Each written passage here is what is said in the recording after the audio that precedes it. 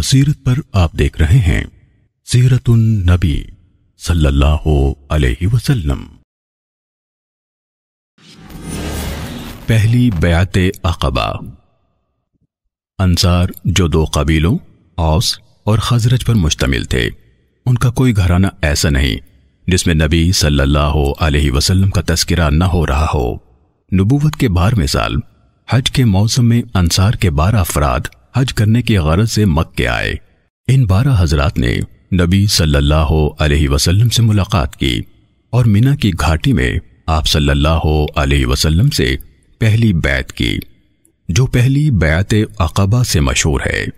یہ بیعت چند چیزوں پر قائم ہوئی تھی، مثلا خوشی اور غمی، تنگی اور فراخی، ہر حال میں رسول اللہ صلی اللہ علیہ وسلم کی اطاعت و فرمانبرداری لازم ہے۔ اسی طرح نبی صلی اللہ علیہ وسلم جب ان کے پاس مدینے میں تشریف لائیں تو آپ کی تائید اور مدد ضرور کریں گے۔ یہ انصاری وفد واپس مدینہ لوٹنے والا تھا کہ آپ صلی اللہ علیہ وسلم نے ان کے ساتھ مصعب بن عمیر رضی اللہ تعالیٰ عنہ کو بھیجا تاکہ وہ انہیں دینی تعلیم سے آراستہ کریں۔ مصعب بن عمیر کے ہاتھوں بنو عبد الاشہل کے 2 سردار سعد بن معاذ اور اسید بن حضیر اسلام لائے۔